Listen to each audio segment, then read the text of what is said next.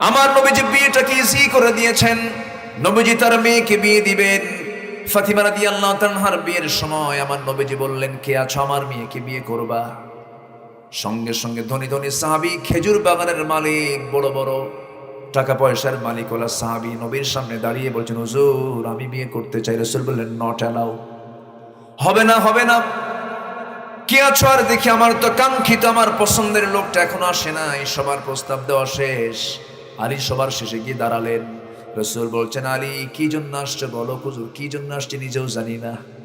বিয়ে করবা নাকি আমার মেয়েকে? হুজুর দিলে করা যায়। রাসূল বললেন, আমার মেয়েকে বিয়ে করবা, কি আছে তোমার বলো তো? হুজুর কিচ্ছু নাই, বাড়ি তো নাই আমার। নবীজি তার মেয়েকে বিয়ে দিচ্ছেন বাড়ি ছাড়া একজন যুবকের সাথে। আর এখন কি লাগে যুবকের? চাকরি তো লাগবে, মঙ্গল গ্রহে একটা অফিসও লাগবে। কোন গ্রহে? আমেরিকার সিটিজেনশিপ থাকতে হবে, লন্ডনে 3টা বাড়ি থাকতে হবে, মদের বোতলের দোকান থাকতে হবে। আমার নবীজি মেয়েকে বিয়ে দিচ্ছেন। সাইয়েদনা আলীর সামনে দাঁড়ানো, বললেন, আলী তোমার কাছে কি আছে? যা আছে তাই বলো। হুজুর এই যে তরবারি, এই যে ঢাল। কুন ফিদ দুনিয়া কান্নাকা গরীবুন আও আবিরিস সাবিল, ইযা আসবাহতা ফালা তানতাযিরিল মাসা ওয়া ইযা আমসাইতা ফালা তানতাযিরিস সাবাহ। আল্লাহু আকবার। সাইয়েদনা আলী সঙ্গে সঙ্গে বলছেন, ইয়া রাসূলুল্লাহ, এই যে তরবারি, এই যে ঢাল, আর কিচ্ছু নাই।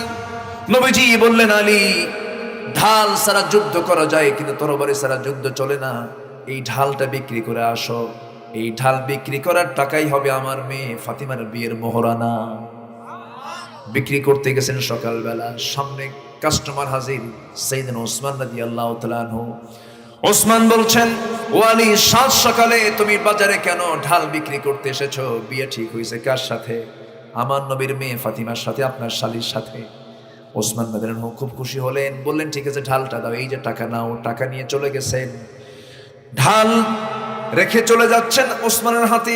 ওসমান পিছন দিকে ডাক দিয়ে বলছেন, আলী বীর যোদ্ধার হাতে, আসাদুল্লাহিল গালিবের হাতে ঢাল থাকবে না, এটিকে মানাই নাকি? আমি তোমাকে উপহার স্বরূপ এটা আবার দিয়ে দিলাম। ঢালটা নিয়ে এবার সোজা চললেন নবীর কাছে। রাসূল বলছেন, আলী ঢাল মনে হয় বিক্রি হয় নাই। হুজুর ঢাল বিক্রি হয়েছে, এই যে টাকা। ঢাল তোমার হাতে কেন? হুজুর উপহার পাইছি। কে তোমাকে উপহার দিল? ওসমান। লোক আর খুঁজে পাও নাই? আলহামদুলিল্লাহ বলবেন না? তুমি আমার পরিবারের লোকের সঙ্গে আবার ব্যবসা করছো।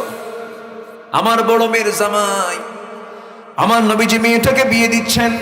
বিয়ে সম্পন্ন হলো, পৃথিবীর সেরা মানুষের বিয়ে, সেরা নারীর বিয়ে। কোনো গেট নাই, কোনো আড়ম্বরতা নাই, একদম আড়ম্বর পরিবেশে সিম্পল বিয়ে। সবচেয়ে কম মহরনা ধারণ করে, ধার্য করে আমার নবীজি তার মেয়েকে বিয়ে দিচ্ছেন। বিয়েটা হয়ে গেল। বিয়ে হওয়ার সঙ্গে সঙ্গে আমার নবীজি বলছেন, ও আমার ফাতিমা রে, এতদিন আমার ঘরে ছিল, এখন তুমি যাচ্ছ তোমার স্বামীর ঘরে। এই যে পিসদানি, এই যে মশক, এই যে তশক, এই যে পানির পাত্র তোমাকে দিলাম, যাও স্বামীর বাড়িতে করে খাও। মৃত্যুর দিন পর্যন্ত স্বামীর বিরুদ্ধে একটা নালিশ যেন আমার কানে না আসে। এখনকার বাপেরা কি করেন? মেয়েকে বিয়ে দিয়ে বলে, মা স্বামীর ঘরে যা, যদি তোর স্বামী কিছু কয় আমারে ফোন দিবি, খাইয়া ফালামু। আছে না নাই? সুখ হবে না। বিয়ের পরে শ্রেষ্ঠ ঘর বাবার ঘর না, স্বামীর ঘর। বলেন বলেন, যারা শুধু বাবার ঘর বাবার ঘর করবে, সুখ হবে? সুখ হবে না। কারণ আপনি মেয়ের মা হবেন, ছেলের মা হবেন। ওই বাড়িটাই শ্রেষ্ঠ বাড়ি হতে হবে আপনার জীবনের। নবীজি এই কথা জানিয়ে দিচ্ছেন। ফাতিমা রাদিয়াল্লাহু তাআলা অনেকদিন পর নবীর সামনে এসে, নবীর ঘরে এসে বসে বসে নামাজ পড়তেছিলেন।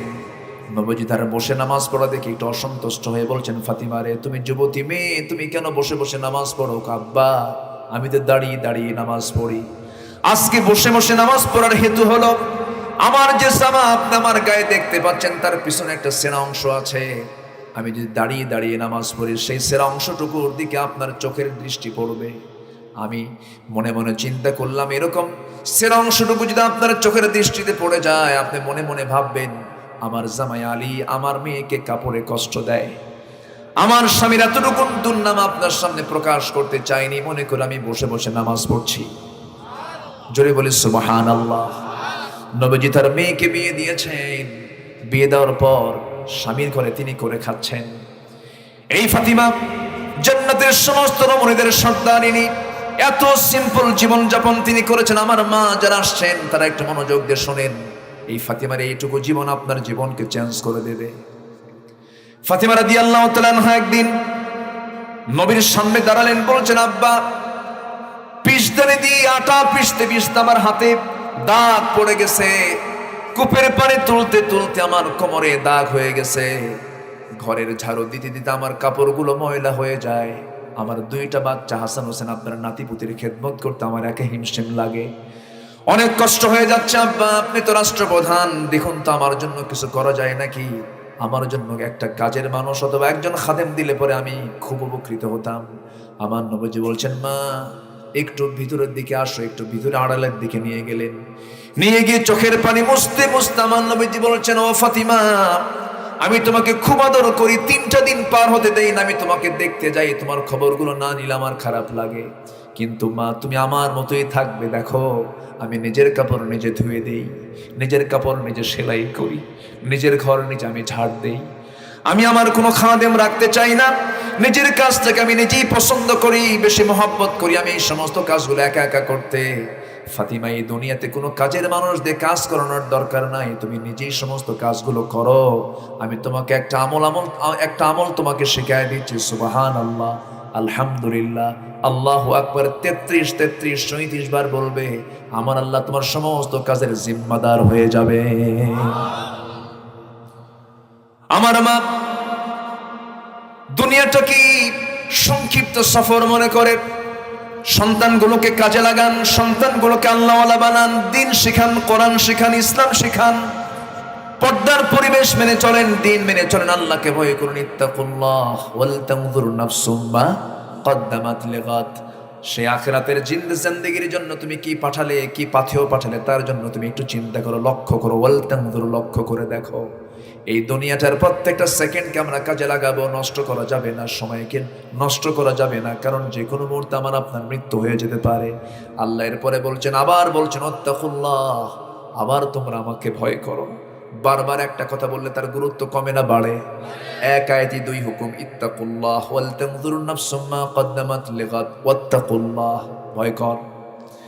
ইন্নাল্লাহা খাবীরুম বিমা তা'মালুন, নিঃসন্দেহে আল্লাহ তাআলা তোমরা যা করো সব কিছুর খবর তিনি রাখেন। তিনি এমন খবর রাখালো, এমন খবর রাখা প্রভু আমার, এমন খবর রাখা তিনি প্রভু আল্লাহ তাআলা। তিনি তার নিজের পরিচয় দিচ্ছেন এক জায়গায়, وَيَعْلَمُ مَا فِي الْبَرِّ وَالْبَحْرِ وَمَا تَسْقُطُ مِنْ وَرَقَةٍ إِلَّا يَعْلَمُهَا।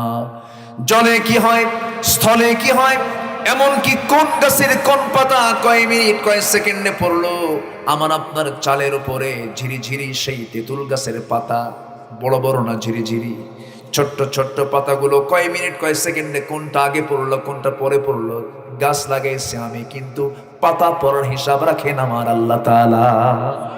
যেরকম সুবহানাল্লাহ। সে আল্লাহ বলছেন, সব খবর কিন্তু আমি রাখি, সব খবর কিন্তু আমি রাখি। বান্দা আমাকে বলে যেও না।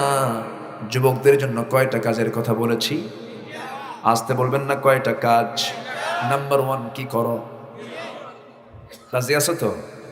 বাপ মাকে না ভুলে করবা, এরকম কিছু?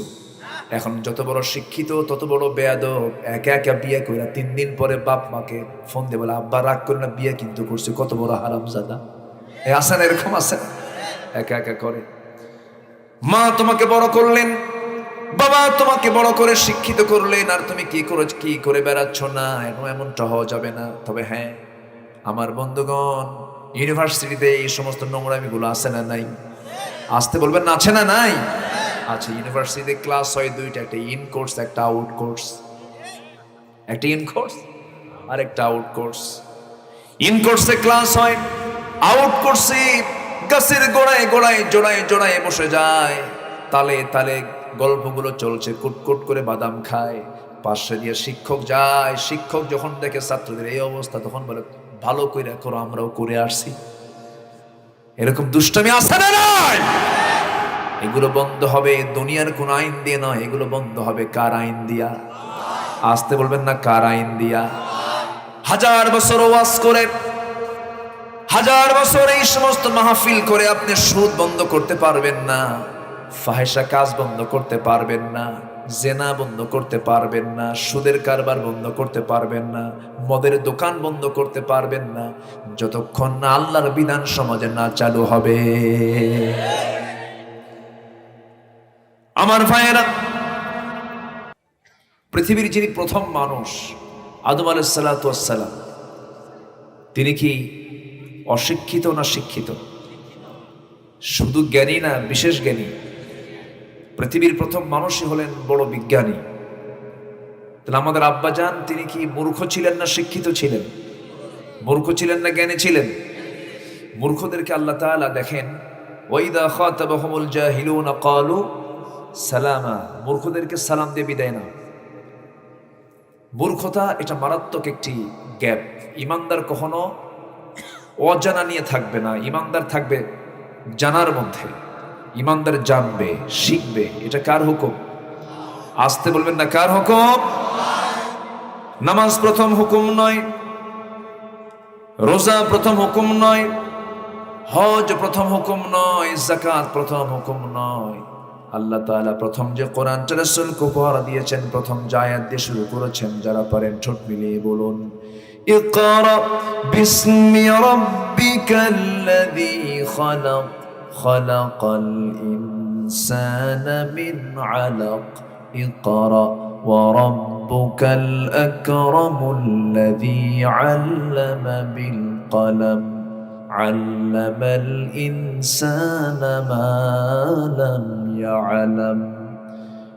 নবী হে, আপনি পড়ুন। যে পড়বে আর যে পড়বে না কখনো সমান হতে পারে না। প্রথম মানুষ, প্রথম জ্ঞানী ছিলেন তিনি। আল্লাহ তাআলা তার ব্যাপারে বলছেন, ওয়া আল্লামা আদামাল আসমাআ কুল্লাহা। আমি আদম আলাইহিস সালাতু ওয়াস সালাম কি পৃথিবীর সকল কিছুর নাম শিক্ষা দিয়েছিলাম, তার নামে এর আগে কিন্তু আল্লামা এসেছে, তাই না? এখন তো 26 ইঞ্চি আল্লামা, 26 ইঞ্চি আল্লামা হয়ে বসে আছে। কি যে মুশকিল! মনে করেন সামনে কোনো শ্রোতাও লাগে না, ঘরের মধ্যে বৈশা লাখ লাখ শ্রোতা বানায় ফাটায় ফেলতেছে। এখন তো অনলাইনে চলে যায় আলোচনাগুলো।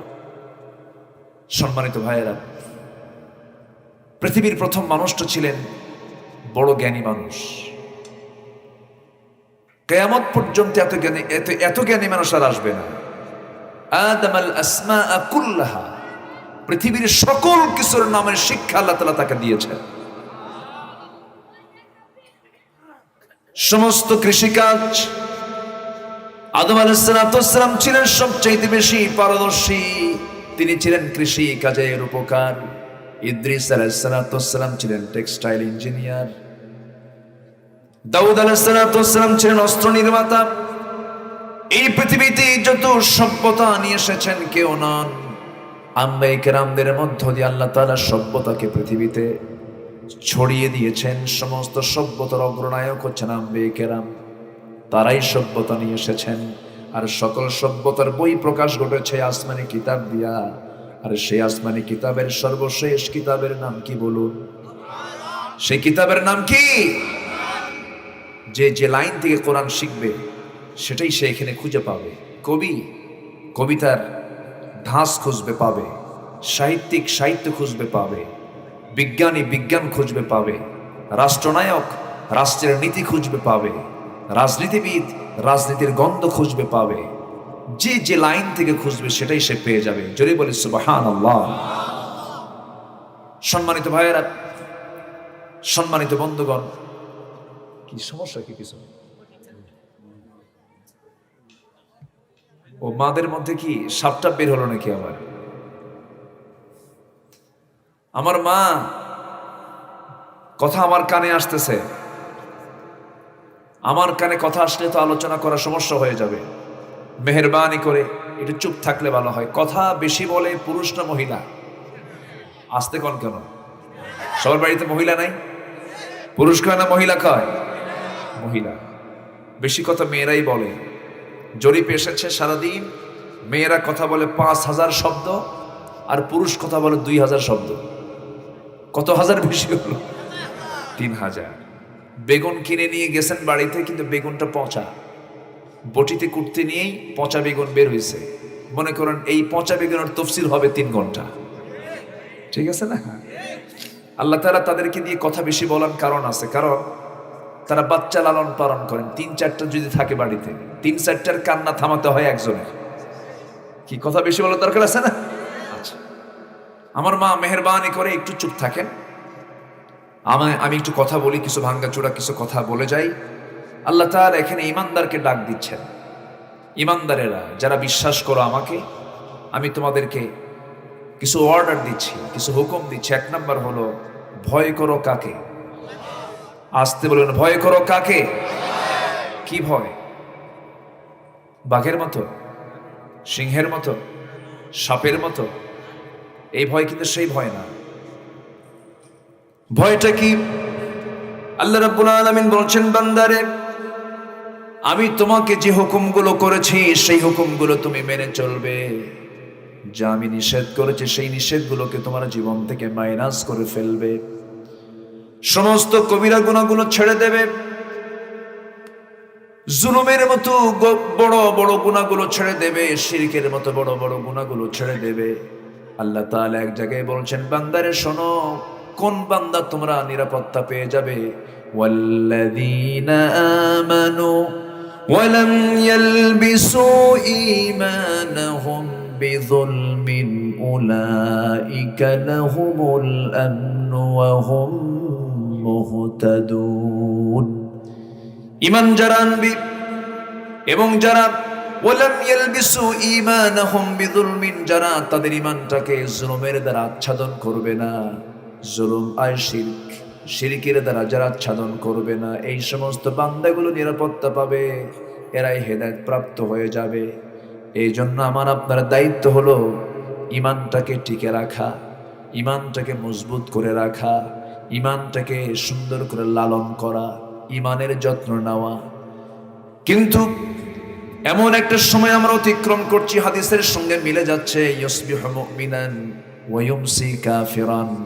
এমন একটা সময় আসবে, সকালবেলা ইমানদার ঈমান রাখবে, বিকালবেলা সে কাফের হয়ে যাবে।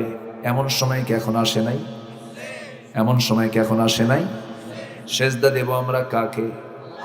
কিন্তু সকালবেলা ফজর নামাজ পড়ি, বিকালবেলা মাজারে গিয়েও সেজদা দেয়, আছে নাকি? ইউসবিহু মুমিনান ওয়া ইউমসি কাফিরান। ঈমানটাকে ঠিক রাখতে হবে। কবিরা কোনো গুনার দিকে যাওয়া যাবে না। ছোটখাটো গুনাহ কার না হবে? সবার তো হতেই পারে গুনাহ। গুনাহ করার যোগ্যতা তো আল্লাহ তাআলা আমাকে আপনাকে দিয়েছেন, ফেরেশতার কোনো গুনাহ করার যোগ্যতা নাই।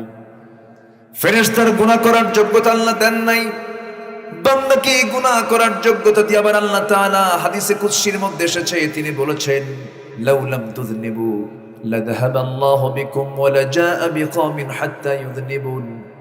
তোমরা যদি গুনাহ না করো, ও বান্দা, আমি তোমাদেরকে দুনিয়া থেকে মিটিয়ে দিয়ে এমন একটা জাতি পাঠাবো যারা গুনাহ করবে, চোখের পানি ফেলে ফেলে আমার কাছে সেজদায় পড়ে কাঁদবে, আমি তার সমস্ত গুনাহগুলো মাফ করে দেব। আজকে থেকে গুনাহ শুরু। হ্যাঁ, এরকম চিন্তা করতেছেন নাকি? আমার বন্ধুগণ, গুনাহ তো হবেই, কিন্তু গুনার মধ্যে কিছু ক্লাস আছে। কিছু গুনাহ বান্দার ঈমানকে নষ্ট করে ফেলে দেয়, সেই সমস্ত গুনাহগুলো করা যাবে না। আল্লাহ বান্দাকে বলছেন, বান্দা তুমি যদি তোমার জীবন থেকে কবিরা গুনাহগুলোকে মাইনাস করে ফেলো, ইন তাজতানিবু কাবাইরা মা তুনহাউনা আনহু নুকাফির আনকুম সাইয়্যাতিকুম ওয়া নুদখিলকুম মুদখালান কারীমা।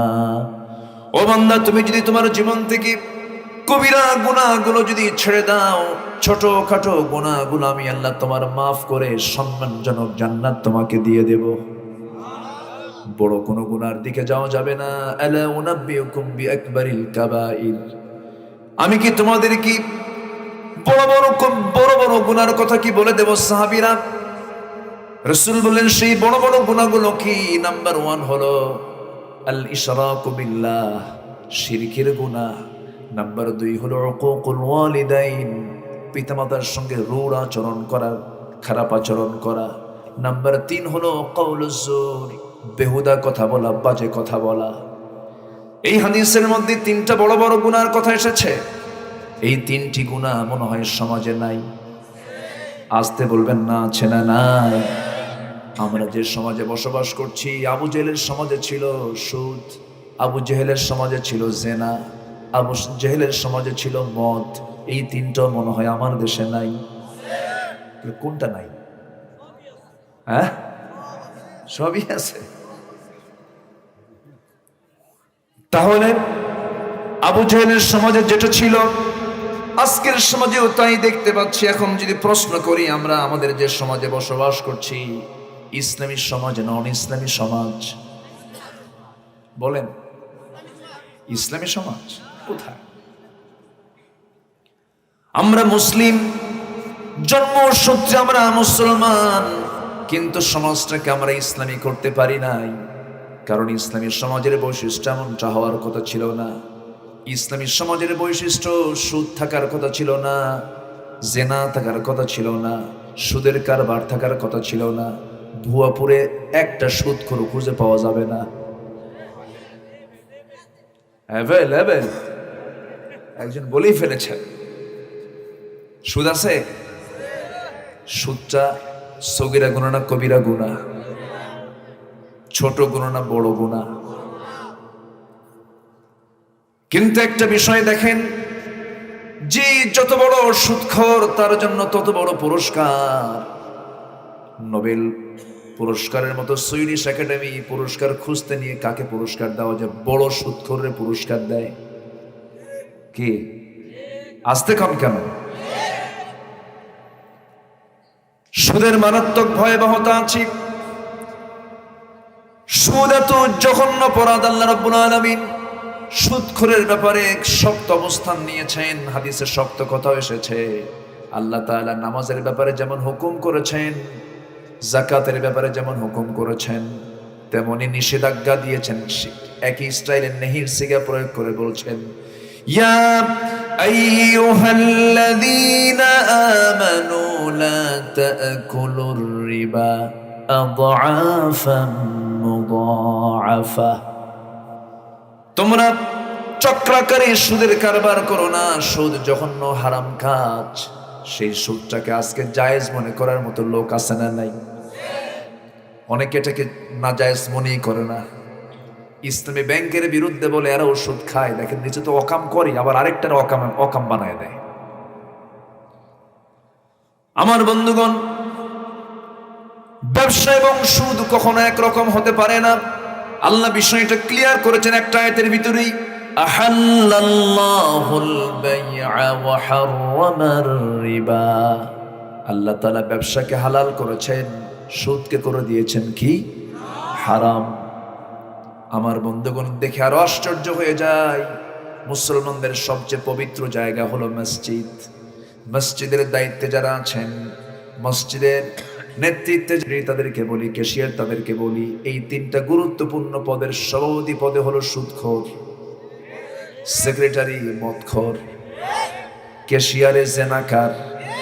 আছে না নাই? বানাইছে কোন ফেরেশতা? কারা বানাইছে? কোন? 4.5 লক্ষ মসজিদ বাংলাদেশে, এত বড় কার্যালয়।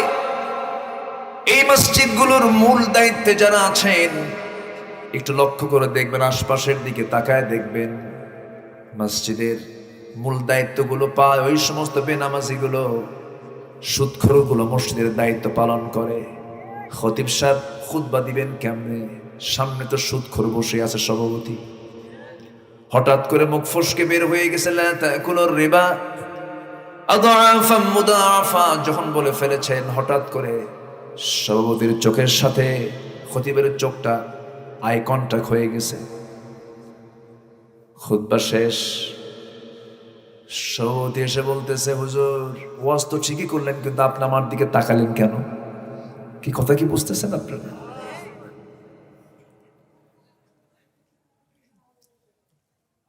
এই যে চিত্রগুলো, সমাজের নিকৃষ্ট খারাপ মানুষগুলোকে আমরা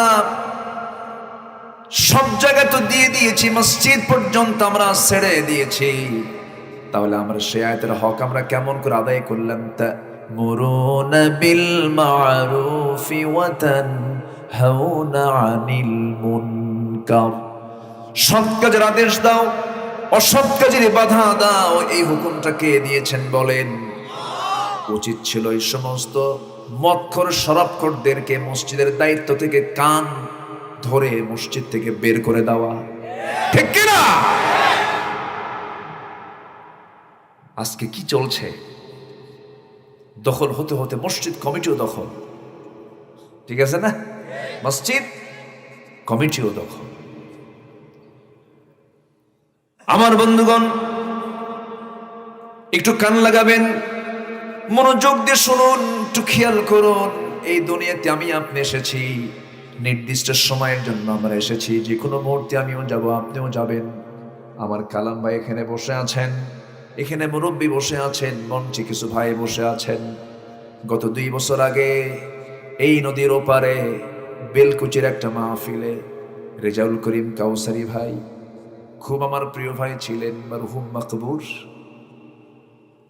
আল্লাহ তুমি তার কবরটাকে জান্নাতের টুকরা বানায়া দাও। 1.5 ঘন্টার মাথায় হঠাৎ করে আলোচনা করতে করতে বুকে একটা হাত দিলেন, একটা বড় নিঃশ্বাস ফেললেন। আজ এবছর আমি সেই মাহফিলে গিয়েছিলাম, শুনলাম তাদের মুখ থেকে তার মৃত্যুর কাহিনীর কথা। বাম পাজরে হাত দিলেন, বাম সাইডে হাত দিলেন, মাথাটা মটকে গেল, পড়ে গেলেন। হাজার হাজার মানুষ সামনে বসা, কি করবেন আপনি? কিছুই তো করার নাই, এতটুকুই করবেন আপনি, ভুয়াপুর উপজেলার স্বাস্থ্য কমপ্লেক্সে ফোন দিবেন, একটা অ্যাম্বুলেন্স হাজির হয়ে যাবে, এই জায়গা থেকে লাশটা নিয়ে আপনি অ্যাম্বুলেন্সে উঠায় দিবেন, আর বলবেন ড্রাইভার বাড়িতে পাঠায় দাও। এই তো আমি আপনি করতে পারবো, এর চাইতে এক চুল পরিমাণ আমি আর বেশি কিছু করতে পারবো না। কিন্তু আমি এই যে চলে গেলাম, আমাকে নিয়ে চলে গেল, ওই বাড়িতে পৌঁছায় দেবে, কিন্তু কেউ আমাকে আমার প্রিয় বেডরুমে পাঠাবে না। যে ঘরটা আমার খুব পছন্দের, কেন তারা দাও না, যে ঘরটা তোমার মনে অত্যন্ত চিত্তের খোরাক জোগাত, সেই ঘরের মধ্যে তোমার আর ঢোকার সুযোগ হবে না, বারান্দাতেও তোমার জায়গা হবে না। ওই উঠানের একটা কোনায় একটু কাপড় দিয়ে আড়াল করে দিয়া, চকিতে তোমার নিথর দেহ ফেলে দিয়া, এই শীতের মধ্যে কিছু গরম পানির গোসল তোমার হয়ে যাবে। কাফনের কাপড়টা কিনে আনবি, ওই কাফনের কাপড়টা কোনো কালার চলবে না। দুনিয়াতে একটু সেলাই কম বেশি হতো, টেইলার্সকে গালি দিতাম, এটা কি কাপড় বানাইছো, সেলাই নাই, বুতাম নাই, পকেট নাই। মরে যাব আমি, সঙ্গে সঙ্গে কাপড় একটা হাজির করে আমার গায়ে ঢুকায় দেবে, জানাজার আয়োজন হয়ে যাবে, লোকজন টেনে হেঁচড়ে জানাজা শেষ করার পর কবরের দিকে নিয়ে যাবে, কবরে শোয়ায় দেবে, বাঁশ চাপা দেবে, মাটি চাপা দেবে। দিন শেষে কেউ নাই, দিন শেষে একমাত্র কেবলমাত্র শুধুমাত্র কে? আরো জোরে বলেন কে? অতএব আমরা কাউকে ভয় করবো না, আমরা ভয় করব কাকে? হুকুম মানবো কার? হুকুম মেনে চলবো কার? এক জায়গায় না সব জায়গায়, এক জায়গায় না সব জায়গায়, সব জায়গায় আমরা তার হুকুম মেনে চলবো। আমার ভাইয়েরা, আল্লাহ এই জন্য বলছেন, শোনো, আমাকে কি তুমি ভয় করো? পৃথিবীর কোনো ভয় তোমার হৃদয়ে যেন স্থান না হয়। তোমার হৃদয়ে যদি শুধু আমার ভয়টা স্থান হয়ে যায়, وَأَمَّا مَنْ خَافَ مَقَامَ رَبِّهِ وَنَهَى النَّفْسَ عَنِ الْهَوَى فَإِنَّ الْجَنَّةَ هِيَ الْمَأْوَى। তোমার দিলে যদি শুধুমাত্র আমার ভয়টা যদি স্থায়ী হয়ে যায়, আমি তোমার জন্য জান্নাতে নাওটা স্থায়ী করে দেব। কন্ডিশন হলো, তোর দিলের মধ্যে কারো ভয় নিয়ে আসা যাবে না, আমার ভয়টাই তোর মধ্যে ঢুকাতে হবে। বান্দা, জান্নাতের তুই আশা করবি, জাহান্নামের ভয় করবি, এই কিতাব হলো জাহান্নামের ভয় দেখানোর কিতাব। জাহান্নামের ভয় না থাকলে কি জান্নাত পাওয়া যাবে নাকি? কিন্তু আজকে দুঃখ লাগে, সিলেবাসে নতুন করে দেখতে পাচ্ছি, ছোট ছোট ক্লাসে দিয়েছে, কার যেন লেখা একটা আর্টিকেল দেখলাম সেদিন, যে বই ভয় দেখায় সেই বই বই নয়, যে বই ভয় দেখায় সেই বই বই নয়। অর্থাৎ কোরআনটা জাহান্নামের ভয় দেখায়, এই বই কোনো বই নয়। চিন্তা করা যায়? বইগুলোর ভিতরে লেখা নাই, খালি ছবি আর ছবি। কোথায় যাচ্ছি আমরা, কোথায় নিয়ে যাচ্ছে আমাদেরকে? ও ঈমানদার, আল্লাহকে ভয় করো, সৎ কাজের আদেশ দেওয়া শিখো। আল্লাহ তাআলা ঈমানটা আনতে বলেছেন, পরে আল্লাহ রাব্বুল আলামিন সুন্দর করে বলছেন, শোনো বান্দা। আল্লাহ রাব্বুল আলামিন বলছেন, ওয়ালতাকুম মিনকুম উম্মাতুন ইয়াদউনা ইলাল খায়রি ওয়া ইয়া'মুরুনা বিল মা'রুফি ওয়া ইয়ানহাউনা আনিল মুনকার। আরেক জায়গায় বলছেন, কুনতুম খায়রা উম্মাতিন উখরিজাত লিন-নাস তা'মুরুনা বিল মা'রুফি ওয়া তানহাউনা আনিল মুনকার ওয়া তু'মিনুনা বিল্লাহ। ঈমান আনতে বলেছেন পরে, আগে বলছেন সৎ কাজের আদেশ দাও শিখো, অসৎ কাজের বাধা দেওয়া শিখো। যার মধ্যে সৎ কাজের আদেশের চিন্তা থাকে না, অসৎ কাজের বাধা দেওয়ার চিন্তা থাকে না, তার ঈমানই আনা হয় না। ঠিক কি না? কষ্ট হচ্ছে নাকি আপনাদের?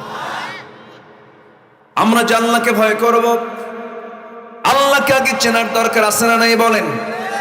আল্লাহকে চিনতে হলে কোন কোরআন দরকার? বলেন বলেন, কোন কিতাব দরকার? আল্লাহর এই কালামটা দরকার, এই কোরআনটা দরকার। আল্লাহকে আগে সবার আগে চিনবো আমরা। যদি আমি আপনাকে প্রশ্ন করি, এখন আল্লাহ তাআলা কোথায় আছেন? হ্যাঁ, একজন অন্ধ মানুষ উত্তর সুন্দর করে দিয়েছেন, আর শাজিমের সমাসীন আছেন, কিন্তু কিছুক্ষণ পর কোথায় আসবেন? বলেন, কিছুক্ষণ পর কোথায় আসবেন? এখন তার কয় না, 12টা যখন বেজে যাবে, হ্যাঁ, ফিস সামাঈদ দুনিয়া, প্রথম আসমানে চলে আসবেন। কিন্তু মাসখানেক আগে প্রথম আসমানে আসার সময় কি হলো? আল্লাহ যে সময় প্রথম আসমানে, সেই সময় এই বান্দা, দুনিয়ার বান্দাগুলো খেলার আসরে, ঠিক আছে না? কি ছিল না? আমার দিলটা পড়তেছিল, কক্সবাজার থেকে আমি আসতেছিলাম গাড়িতে করে, 12টা বাজে, 3টা বাজে খেলা, বড় বড় প্রজেক্টরে উম্মতে মুহাম্মাদি খেলাগুলো দেখে। 90 মিনিটও গোল হয় না, এরপরও বসে থাকে, আবার আরো 30 মিনিট এক্সট্রা করে, তাও বিরক্ত হয় না। মাহফিলের সময় যদি একটু বাড়িয়ে দেওয়া হয়, হুজুর এত লম্বা সময় কেউ ওয়াজ শোনা যায় নাকি? ঠিক আছে না? জুমার খুতবা একটু বাড়ি গেলে বলে, হুজুর সময়ের জ্ঞান কি আপনার কিচ্ছু না, আলসা হুজুর। আছে না নাই? আমার আল্লাহ তাআলা আরশ আজিমের সমাসীন আছেন, ঠিক আছে, কিন্তু আরশ আজিমটা কত দূর? একটু পরিসংখ্যানটা দেই আপনাদের। কি, যে জায়গায় আমরা বসে আছি, এই জায়গাটা হলো রাউতবাড়ি, নাকি? রাউতবাড়ি, টাঙ্গাইল জেলার ভুয়াপুর উপজেলার রাউতবাড়ি নামক গ্রামে আমরা বসে আছি। আমাদের মাথার উপরে এই যে একটা সামিয়ানা দেখতে পাচ্ছি, এর উপরে একটা আল্লাহ তাআলা আকাশের চাঁদ দিয়েছেন, সেই চাঁদটা আমরা দেখতে পাই। লিতাহতাদু, রাতের ঘড়ি করে দিয়েছেন তিনি আল্লাহ তাআলা। ওই চাঁদের উপরে মিটি মিটি করে জ্বলা কিছু কিছু তারকা আমরা দেখতে পাই। রাতের বেলা আকাশ দেখতে পাই, দিনের বেলা সূর্য দেখতে পাই। কিন্তু এই যে আমরা সূর্য দেখতে পেতেছি প্লেটের মতো, এই সূর্য পৃথিবী থেকে 228টি দেশ মিলে এই পৃথিবীর এরিয়া হলো 50 কোটি 10 লক্ষ বর্গ মাইল। 50 কোটি 10 লক্ষ বর্গ মাইলের এই দুনিয়ার মতো 13 লক্ষ দুনিয়া যোগ করলে যে এরিয়া হবে, একটা সূর্যের সমান হয়ে যায়।